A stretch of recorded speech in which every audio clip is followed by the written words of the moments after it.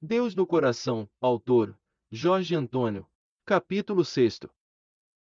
O ódio quase destruiu o meu país. Entre 1966 e 1972, o Chile estava bem em todos os sentidos. Foram criados programas de habitação popular, sistemas de saúde, educação, mercado de trabalho. E o país cresceu como nunca antes em sua história. Durante aqueles anos, comecei a trabalhar, casei-me, comprei minha casa, um carro e viajei todas as férias, com minha esposa e filhos pequenos. Adorei morar no Chile, país onde nasci, cresci, fui educado de graça, em escolas do governo, e trabalhei com gente alegre e divertida. O nível de educação chileno na época causaria inveja a qualquer outra nação em desenvolvimento. Quando trabalhei em uma grande empresa em Concepción, a maioria dos mecânicos que realizavam serviço de manutenção industrial, junto comigo haviam se formado na escola técnica na mesma época que eu estudava. Mecânicos, eletricistas e soldadores conheciam as normas técnicas, tão bem quanto qualquer técnico ou engenheiro, bem como a interpretação de desenhos técnicos. Isso facilitava o trabalho de todos, no que se refere à qualidade dos serviços, e ao tempo para sua execução, sendo minhas funções mais administrar, planejar e programar os serviços, bem como treinar e comandar as equipes, e fiscalizá-las. Nesse tempo, como se costuma dizer no Brasil, eu era feliz e não sabia. Depois desse período, o Chile passou por momentos difíceis. De escassez de suprimentos, inflação galopante e finalmente ditadura. Foi durante esses governos que percebi que todas as classes sociais, independentemente da doutrina política, religião, sistema financeiro, educação e cultura, sexo e idade, todas as pessoas em geral, só pensam em si mesmas, independentemente das dificuldades dos outros. Foi um período de divisão e ódio entre as classes sociais, de luta por interesses mesquinhos, onde não havia respeito pelos direitos humanos ou pela propriedade privada, muito menos respeito pela ideologia. Confesso que é assim que me senti em relação à vida. O Chile foi um país dividido pela ganância e pelo ódio de impor ideias pela força e não pela razão. O escudo nacional do Chile, que deveria representar o pensamento do povo, criado junto com a bandeira, tem o seguinte lema: pela razão ou pela força, e o povo chileno deu crédito a isso. No Brasil, esse mesmo lema é ordem e progresso. Foi o ódio e a incompreensão que dividiram meu país, criando inimizade até nas próprias famílias. Como a vida seria perfeita, se a música, Imagine, de John Lennon fosse verdade, vivendo num mundo sem fronteiras, sem religião e todos vivendo em paz. Deve ser por isso que este grande artista, compositor, cantor e poeta, o assassinaram covardemente. Não sou religioso, mas sou cristão, não sou espírita, mas me considero espiritualista, e na medida do possível, procuro cumprir as leis que Jesus nos ensinou: ama a Deus acima de todas as coisas, e a teu próximo como a ti mesmo. Eu também entendi que as lutas, de todos os tipos, sociais, políticas, esportivas ou de qualquer tipo, são causadas pelo nosso ego. Todas as pessoas pensam em si mesmas em primeiro, segundo e até terceiro lugar, independentemente se essas ações terem repercussões para o bem ou para o mal de toda a sociedade em que vivem. Não estou me referindo à igualdade de classe econômica, nem caridade ou divisão igualitária, mas à justiça social, que tantos políticos usam como bandeira de campanha, para se eleger. É verdade que somos todos diferentes, mas isso não significa alguém ser melhor ou pior que o outro, a não ser pelo seu talento nato. Amor ou ódio são duas faces da mesma moeda. Tudo o que fizermos com amor sempre será bem feito, ao contrário do que não gostamos, o resultado será de qualquer jeito. Isso não é religião, ou algum tipo de doutrina ou filosofia. Todos nós sabemos que é assim. Por que não fazemos tudo com amor, independentemente se vamos ter ou não algum benefício com isso? Nunca entendi a competição, sejam nos esportes, profissões, arte ou dentro da mesma família ou empresa. Sempre acreditei na unidade como um todo, somando e nunca dividindo, construindo e não destruindo, compartilhando e não acumulando. A sociedade somos todos nós, e o que é feito a uma pessoa afetará a todos, mais cedo ou mais tarde. Tudo isso eu entendi, quando minha fé em Deus me levou a acreditar na reencarnação e no karma. Para mim, a verdade pode até ser diferente, mas se assim não fosse, teria que ser muito mais justa ainda. A justiça divina certamente existe, pelo menos na consciência de cada um, caso contrário não existia remorso ou perdão, que só o amor pode dar nas almas, que têm amor e compaixão no coração. Se um dia a ciência ou a religião provar que a reencarnação é verdadeira nesta vida tridimensional, na qual nascemos e morremos, certamente todos saberíamos que já vivemos muitas vidas. Compreenderíamos que tivemos outros corpos, vivendo em diversas raças, o que acabaria com o preconceito racial. Também já vivemos em classes sociais diferentes, o que acabaria com a inveja das riquezas ou o orgulho pela posição social. Todos viriam a vida de outras pessoas como uma experiência, e não como um castigo ou recompensa. Assim, cada um compreenderia que está aprendendo a ser rico ou pobre, ser um líder ou comandado, homem ou mulher, somente pela própria experiência. O espírito não tem sexo, e o que aprendemos nesta vida, como seres humanos, é principalmente para cada um possa se conhecer de todas as maneiras possíveis. Dependendo do que você planta, você vai colher, essa é a lição.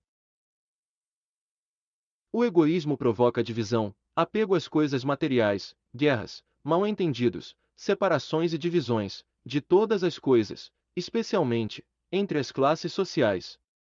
Acho que todos nós queremos ser felizes. Riqueza, sucesso, concorrência desleal e desigualdade não garantem a ninguém a felicidade, e podem até fazer algumas pessoas se sentirem cheias de si e vazias de Deus.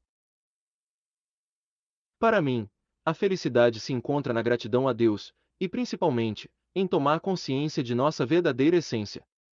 Se vemos que tudo é uma experiência, devemos estar felizes em aprender o que essa experiência nos permite.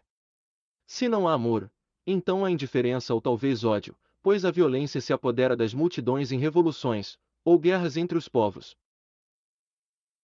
Algumas religiões pregam os 7 pecados capitais, mas o que são esses 7 pecados senão o próprio ego em ação? Neste mundo tridimensional de consciência, Deus nos deu o livre-arbítrio. O que é o livre-arbítrio senão a própria separação da alma, do nosso Deus interior, que existe dentro do íntimo de cada um de nós? Essa união com o nosso Deus interior existe em nossos corações, como uma chama adormecida, esperando para ser alimentada pelo amor.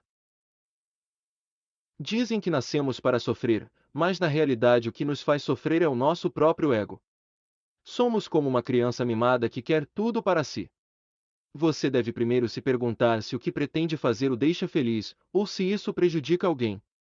Também sou como qualquer outro mortal neste mundo, mas descobri que quando tenho Deus no meu coração, garanto que sou feliz, porque todos os meus problemas se resolvem, sem a minha participação, e sem prejudicar ninguém. Quando eu entrego o meu livre-arbítrio a Deus, ou melhor, devolvo todo o poder a Ele, porque a Ele realmente pertence, não preciso me preocupar com nada. Não vamos esquecer que há 2000 anos Jesus falou: Dai, pois, a César o que é de César e a Deus o que é de Deus. Marcos 12, Mateus 22 e Lucas 20. Todos nós temos que aprender duas coisas para nos conectarmos com nosso Deus interior: a fé e o perdão. Fé é acreditar que aconteça o que acontecer, se entregarmos o nosso destino a Deus, certamente será sempre a melhor solução, e os caminhos se abrirão para obter todas as respostas e resultados que nem sequer imaginamos existam. Em outras palavras, teremos sempre um final feliz.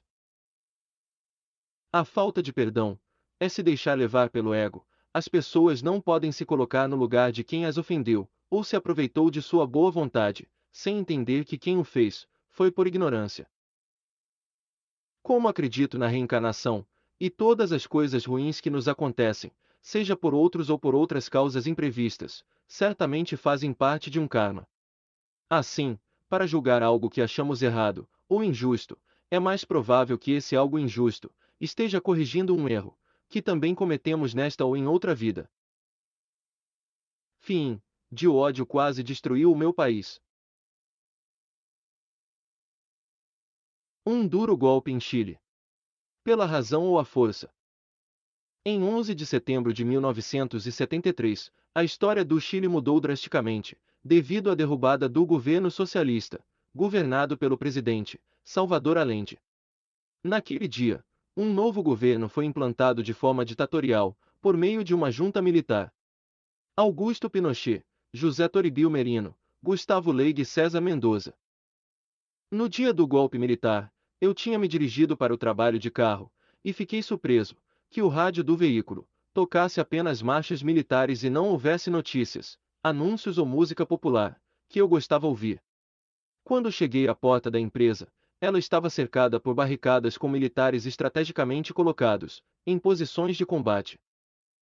Um soldado armado com uma metralhadora disse-me para parar o carro, e com um aceno de braço pediu para voltar. Como pensei que havia um engano, tentei descer do veículo abrindo a porta, e para minha surpresa, um oficial que estava com uma arma apontada para minha cabeça ordenou: "Recue, se não quiser morrer." Fiquei assustado, achei que o militar estava louco, ou coisa parecida, mas em nenhum momento achei que fosse um golpe. Naquela época, o Congresso havia aprovado uma lei para o povo chileno, obrigando-o a se desarmar, pois muitas mortes ocorreram devido a discussões políticas. Sem contar os atentados, a pontes e estradas, causados por grupos extremistas. Quando eu voltava para casa, uma ambulância passou por mim no caminho, soando a sirene, e atrás dela, um jipe do exército cheio de soldados a acompanhava. A ambulância, ao entrar no hospital, o jipe com soldados fechou à minha frente, obrigando-me a parar. Um soldado que não devia ter mais de 18 anos, vestido com uniforme de campanha, correu até mim e se jogou no capô do carro, apontando um fuzil para minha cabeça. Apesar da situação, juro que não tive medo. O jovem soldado estava mais apavorado do que eu. O capacete cobria completamente sua cabeça, deixando ver apenas seus olhos, que estavam com uma expressão de que estava morrendo de medo. O queixo coberto pela arma, apoiada em seu ombro, e seus braços encostados no capô do meu carro, fazia seu corpo inteiro tremer, e algumas gotas de suor apareceram em seu rosto jovem, quase como um menino brincando de soldado. Olhei o menino nos olhos, e disse mentalmente: "Calma, meu amigo, você não precisa ficar nervoso. Pelo amor de Deus, não vai puxar o gatilho e cometer um erro." De repente, ouvi uma ordem vinda do jipe, não entendi o que dizia, pois estava muito focado em meus pensamentos, dirigidos mentalmente para o soldado. O jovem recruta saiu rapidamente do capô do meu carro e correu recuando em direção ao jipe, ainda apontando o fuzil na minha direção. Desde o jipe, um oficial me dispensou com um gesto. Comecei a sair do meio da rua muito devagar, apesar de já ter sido liberada pela viatura militar, que seguia parada em frente ao hospital. Agradeci com um gesto e me dirigi rapidamente para a casa de meus pais, que moravam a poucos quilômetros daquele hospital. Quando cheguei à casa deles, corri para contar o que havia acontecido. "Pai!" gritei ansioso. "As ruas estão cheias de militares em jipes e caminhões." Com um gesto de silêncio, meu pai pediu que eu ficasse quieto. Ele estava na sala ouvindo seu rádio, momento em que a voz de Allende estava pedindo ao povo que lutasse contra o golpe militar. Ele pedia aos partidários de seu governo que pegassem as armas, jurando que não se renderia e resistiria até a morte. Depois de ouvir a notícia, saí da casa dos meus pais e fui para a casa da minha sogra, que morava com uma filha viúva, um filho solteiro, ambos mais velhos que minha esposa, e outra mais nova. Minha intenção era informá-la da situação que estava acontecendo na cidade e no país. Quando cheguei à casa da minha sogra, fiquei surpreso ao ver que ali estavam minha esposa e nossos 4 filhos pequenos. Minha esposa me contou que ouviu no rádio a notícia de que Allende estava morto, e que o exército patrulhava as ruas enfrentando as forças do governo, recentemente destituídas pelo golpe militar. Naquele trágico dia para o povo chileno, ouviram-se disparos de metralhadoras em todas as principais cidades do país. O novo governo havia decretado o estado de sítio, e todos os meios de comunicação pediam que as pessoas ficassem em casa, porque quem estivesse na rua seria considerado rebelde e seria fuzilado. Minha família e eu morávamos em um bairro que ficava a 8 quilômetros da casa de minha sogra. Quando minha esposa ouviu a notícia, ficou com medo do tiroteio, que começava a ser ouvido nas ruas, e preferiu correr o risco de pegar um ônibus até a casa da sua mãe, levando nossos filhos com ela.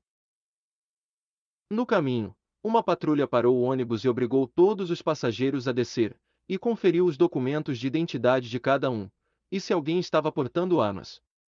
Durante a inspeção militar, um revólver foi encontrado sob um assento, perto de onde minha esposa e meus filhos estavam sentados, e o casal que estava lá foi executado na hora. Fim de um duro golpe em Chile. O começo de uma ditadura. Só Deus tem poder, tudo o resto é força.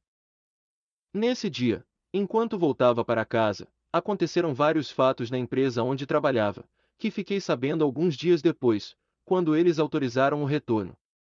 No dia do golpe, a empresa havia sido cercada por patrulhas militares, sem deixar ninguém entrar ou sair.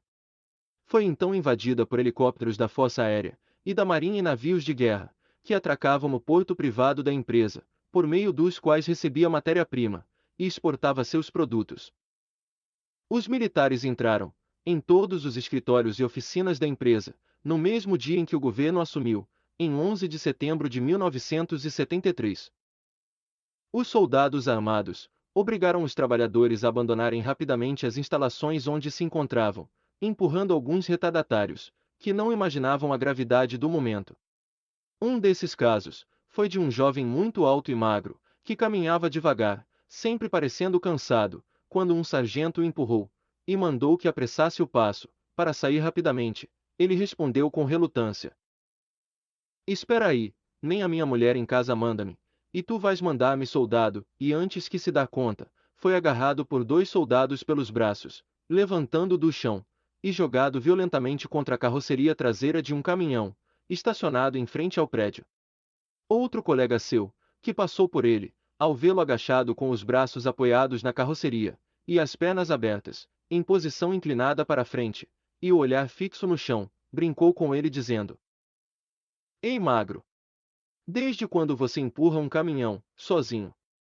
Da mesma forma que seu colega se encontrava nessa posição incômoda e humilhante, o brincalhão acabou lhe fazendo companhia, ficando ao seu lado, sem abrir a boca, enquanto 2 metralhadoras apontavam a cabeça. Em seguida, um helicóptero com um capitão do exército pousou no pátio da empresa, próximo ao departamento onde eu trabalhava. Neste local, estava a maioria das pessoas que os militares haviam forçado a deixar seus trabalhos, expulsas dos escritórios e oficinas, sob a mira de armas de fogo. O oficial vestido com uniforme de combate, com uma metralhadora na mão, pediu silêncio e falou em voz alta: Por favor, senhores, sentem-se. Algumas pessoas que estavam com o jornal nas mãos começaram a limpar o chão, e as mulheres a se acomodarem, procurando algo para se sentar. Naquele momento, o capitão disparou uma salva de tiros para o alto, com a metralhadora, fazendo com que todos caíssem no chão de qualquer forma, enquanto ele gritava: Mandei todos se sentarem, merda!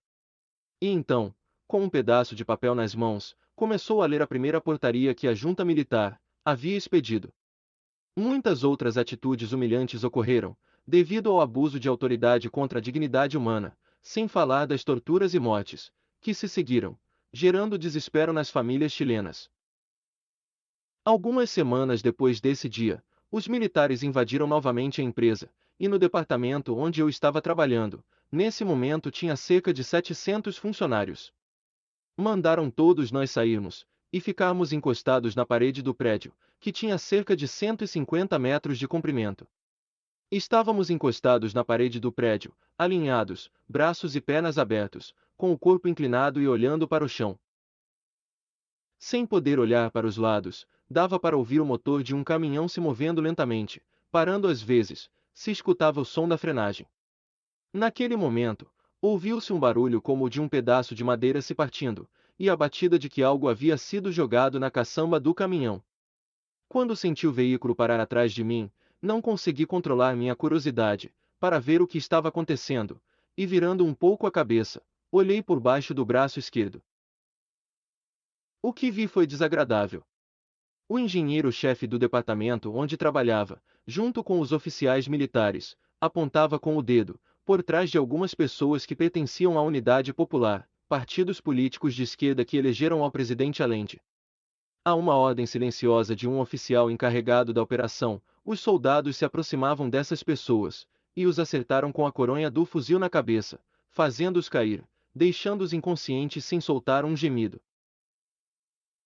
Aí, dois soldados vinham, e pegando a vítima pelos braços e pernas, jogavam-o para cima do caminhão como se fosse um saco cheio de batatas. O que mais me impressionou, fazendo meu sangue ferver, foi que o engenheiro, chefe do departamento, também era pastor evangélico de uma igreja protestante, e aos domingos pregava aos fiéis, sobre o amor de Cristo. O ódio se apoderou de mim novamente, quando inesperadamente recebi um chute no tornozelo esquerdo, que me fez perder o equilíbrio, e para não cair no chão acabei batendo com a cabeça na parede do prédio, onde estava apoiado com o corpo inclinado. Naquele momento pensei que estava perdido, mas me tranquilizei ao ouvir a voz do soldado, que falava em meu ouvido como se sussurrasse. Não se mexa, seu merda, se quiser viver. Poucos dias depois, um colega de trabalho veio a falar comigo, e me disse que quando viu o militar me chutando na perna, também notou que o engenheiro-chefe e pastor da igreja, com um aceno de mão, indicou ao oficial que me deixará em paz. Depois ele acrescentou: Olha, o engenheiro-chefe salvou tua vida. Nota do autor: os trabalhadores que ficaram inconscientes no caminhão nunca mais foram vistos na empresa. Fim da nota. Certa vez também, voltando do trabalho de carro para casa, passando por uma patrulha militar, fui obrigado a parar para uma inspeção de rotina, na qual verificaram documentos de identidade, e se portava armas. Meu veículo era pequeno, e tinha motor na parte traseira, o que era raro na época, exceto os Fuscas. O soldado mandou abrir a tampa traseira do veículo, onde estava o motor, confundindo-a com o porta-malas. Tentei explicar que era o motor, e o porta-malas estava na frente, mas ele ficou furioso, e apontando para mim com um fuzil, mandou que eu abrisse a tampa traseira do carro. Com um gesto de ok, abri a tampa do motor, e vi a expressão no rosto do soldado como se ele não entendesse nada, e um pouco constrangido, ele me pediu para abrir o capô, onde ficava o espaço para guardar a bagagem, e também a roda-estepe. Atrás de mim, outro veículo do mesmo tamanho que o meu, mas com o motor na frente, havia parado. O mesmo soldado, todo convencido e orgulhoso, disse ao dono do carro: Rápido, abra o capô do carro. Indicando a frente do veículo. O jovem surpreso abriu o capô do motor, sem entender por quê.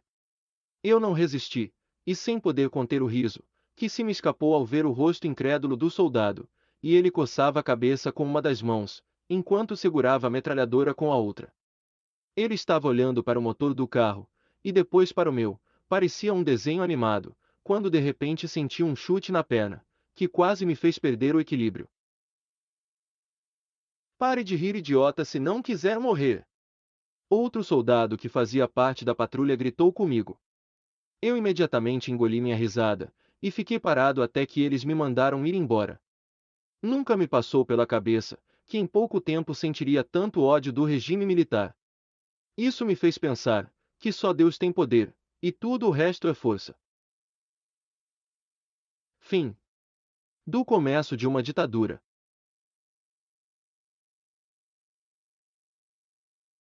A proteção divina. A única forma de mudar o mundo é o amor. Nos momentos mais difíceis, sempre existe a proteção divina, quando a vontade de Deus deve ser realizada. É bom esclarecer que quase nunca sonho enquanto durmo, na maioria das vezes, meus sonhos acontecem quando estou acordado. Um dos meus sonhos, quando criança, ou melhor, pesadelo, eu tinha quase todas as noites, até os 2 anos de idade com cachorros. Eram sonhos muito claros, sentia que corria no meio de uns bambus muito altos, que só me permitiam ver a lua e o céu estrelado. As folhas dessas plantas atingiam meu rosto. No sonho eu ouvia cachorros latindo, longe daquele lugar, e eu corria assustado como se estivesse fugindo de alguma coisa, ou sendo perseguido. De repente, a vegetação rasteira se abria, e eu continuava correndo por uma planície, sobre a grama em direção a uma floresta, que assomava à distância, como uma sombra na escuridão da noite. O latido dos cachorros ficava mais forte, e eu acelerava meu passo, correndo ainda mais assustado. Não sei de onde, repentinamente, vários cães apareciam, e corriam na minha direção, e um deles pulava no meu pescoço, me fazendo acordar chorando do pesadelo, gritando: "Os cachorros, mãe! Os cachorros!" Aí, minha mãe vinha para o meu lado da cama, me abraçando e me acalmando, dizendo: "Calma, meu filho, não tem cachorros aqui. Vamos dormir de novo, você estava sonhando." Enquanto ela beijava meu rosto, até eu voltar a dormir. Lembro que esse pesadelo me acordou muitas vezes na infância, até que aos poucos foi sumindo. Hoje sei por que tenho medo de cães desconhecidos, embora nunca tenha sido mordido por nenhum. Mesmo assim, quando ando pelas ruas, e vejo um cachorro à distância, na maioria das vezes, atravesso, para a calçada da frente, com medo de passar perto do animal. Por isso, o único sonho que tive depois, daquele pesadelo da minha infância, foi um que me fez acordar uma semana antes do golpe militar. Esse sonho era tão real, que tive a certeza de que algo iria acontecer, e que graças a Deus, salvou a vida do meu irmão mais velho. Em meu sonho, meu irmão veio me visitar, e me pediu um favor, alegando que eu era a única pessoa em quem ele confiava, e que poderia ajudá-lo. Lembro-me de perguntar a ele o que tinha acontecido, porque ele parecia doente e cansado. Ele costumava me dizer que sempre podíamos contar um com o outro, para o que quer que fosse, porque éramos irmãos e amigos para isso. "Irmãozinho", disse-me ele no sonho, com uma expressão de derrota, como quem está muito triste. "Ouça bem o que vou confiar a você. Ninguém sabe ainda o que vou te revelar, mas é muito importante para mim." Ele continuou falando em tom sério. "Diga-me, irmão." Respondi imediatamente. "O que aconteceu?" Lhe perguntei ansioso. "Ontem fui ao médico, e ele encontrou em mim uma doença incurável, e me disse que só tenho alguns dias de vida." Meu irmão me confidenciou isso durante meu sonho. "O pior é que minha esposa está esperando nosso filho, e tenho certeza que não irei conhecê-lo, porque eu não estarei mais aqui, quando ele nascer." Disse ele olhando para mim, com lágrimas nos olhos. Antes que eu pudesse responder, meu irmão continuou falando devagar: "Eu quero te pedir um favor, irmão. Quando meu filho nascer, cuide dos seus passos, orientando no caminho certo, e acima de tudo, conte-lhe sobre mim, como sou, e como seria, se ainda estivesse vivo. Diga a ele, por favor, que eu teria sido um bom pai e amigo para ele." A voz do meu irmão foi quebrada pela emoção. Quando ia prometer que faria isso, e muito mais se necessário, acordei lúcido como se estivesse estado com ele naquele momento, e demorei a adormecer depois. Dias antes do golpe militar, fui à casa dos meus pais a visitá-los, quando nesse momento o telefone tocou. Aproveitando que estava próximo do aparelho, atendi imediatamente. "Olá?" perguntei. "Olá, irmãozinho. Como vai?" Meu irmão me respondeu imediatamente. "Estou bem, obrigado, e você?" Respondi. "O que há de novo em Santiago?" perguntei-lhe. "Nada especial.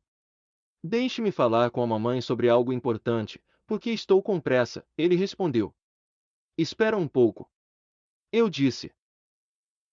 "Deixa-me contar um sonho que tive com você, algumas noites atrás. É importante." Falei rápido, e antes que ele respondesse, contei-lhe em poucas palavras o estranho sonho que eu tivera com ele. Depois de alguns segundos de silêncio, meu irmão me respondeu um pouco incomodado com meu sonho. "Olha e escuta. Eu nunca estive tão saudável como agora. Ontem fiz um check-up, e o médico disse que estou bem." Respondeu-me. "A única verdade do sonho é que minha esposa está grávida, e estou ligando para minha mãe para dar essa notícia." Falou-me incomodado. "Então o sonho é verdade. Isso vai acontecer." Eu disse assustado. Quase imediatamente percebi a gravidade da situação. Meu coração disparou, quando me lembrei de que há uma semana tinha tido esse sonho, tão real, que me fez acreditar que realmente tinha acontecido. Para de falar bobagem, irmão. Ele respondeu irritado. Os pensamentos fluíram pelo meu cérebro, e uma ideia muito clara foi plantada em minha mente.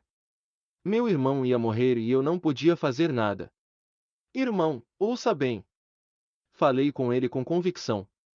Você sabe o que vai acontecer: os militares tomarão o poder, e então te matarão. Continuei falando, tentando esclarecer as ideias que se agrupavam na minha cabeça. Não fala bobagem, irmãozinho. Respondeu. Ontem estive em reunião no salão principal de La Moneda com Salvador Allende, e o chefe das Forças Armadas, General Augusto Pinochet, que jurou lealdade ao presidente. O governo nunca foi mais sólido e protegido do que agora. Meu irmão falou com entusiasmo. Isso é o que você pensa. Eu disse. Diz-me o que você faria se ocorresse um golpe militar. Vamos imaginar que isso possa acontecer. Fala, por favor. Eu estava cada vez mais convencido de que algo muito ruim iria acontecer.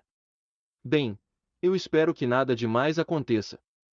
Mas se acontecer, vou lutar até a morte, porque não há outra forma pacífica de mudar o mundo. Respondeu-me com raiva. Claro que tem. Respondi em voz alta. A única forma pacífica de mudar o mundo é o amor que Jesus pregou, há quase 2000 anos. Só com amor o mundo mudará um dia, e as injustiças sociais acabarão. Falei com energia, como se as palavras fossem ditas por alguém através de mim. Isso é uma utopia. Respondeu-me. Pode até ser, mas se você morrer por essa causa. Falei ainda mais animado. Não vou cumprir nada do que prometi no sonho. Pelo contrário, direi a teu filho que você foi irresponsável, que escolheu morrer antes de viver, para cuidar dele. Falei indignado, e entreguei o telefone para nossa mãe, que estava ao meu lado, me olhando como se não entendesse nada da minha indignação. Naquele dia, 11 de setembro de 1973, estavam acontecendo o que eu havia dito a meu irmão 2 dias antes. Os militares estavam assumindo o poder. Será que meu irmão estava lutando por seus ideais? Meu Deus, proteja-o, por favor. Orei silenciosamente com meu coração angustiado pedindo a Deus. Lembrei-me então que depois que meu irmão rompeu com sua namorada, ele se mudou para Santiago, e se tornou um jovem líder do Partido Democrata Cristão. Quando Allende se tornou presidente, meu irmão era o líder de um novo partido chamado MAPU. Esse novo partido foi uma ala que se separou do Partido Democrata Cristão para apoiar Salvador Allende. Eu e o meu irmão crescemos juntos e ele também era um dos meus melhores amigos. Compartilhamos o mesmo quarto, roupas e nossos segredos. Sempre houve telepatia entre nós, e até certa cumplicidade, em podermos nos comunicar apenas com o olhar. No Partido MAPU, meu irmão ocupava uma posição de destaque a nível nacional na época, e era um idealista, que acreditava na luta de classes, para instalar um governo socialista. Tínhamos lutado boxe juntos em uma academia, alguns anos antes, e então ele continuou a aprender as artes marciais, que eram ensinadas por vários mestres.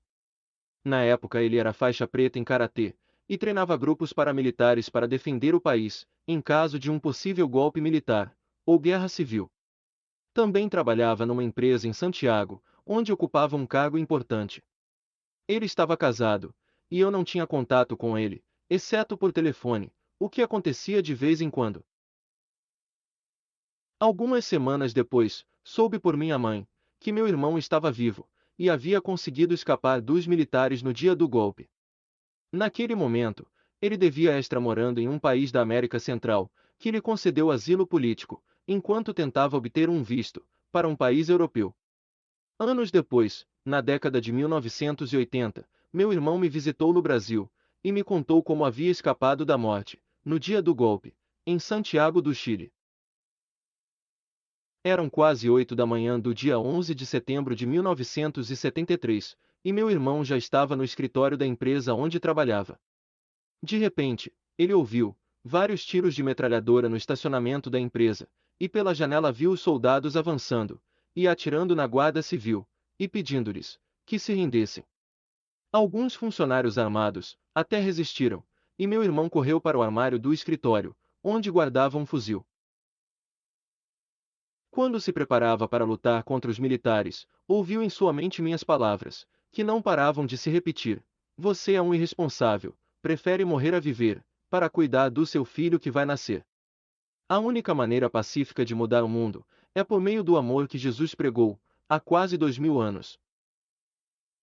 Ele não tinha mais tanta certeza de que sua morte tinha alguma utilidade, e com lágrimas nos olhos de emoção, deixou seu fuzil no armário.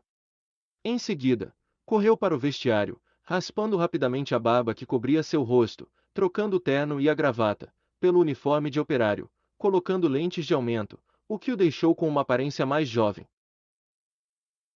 Saiu rapidamente do escritório, portando uma carteira de identidade com foto, cujo nome era falso, mas que estava registrado naquela empresa como funcionário.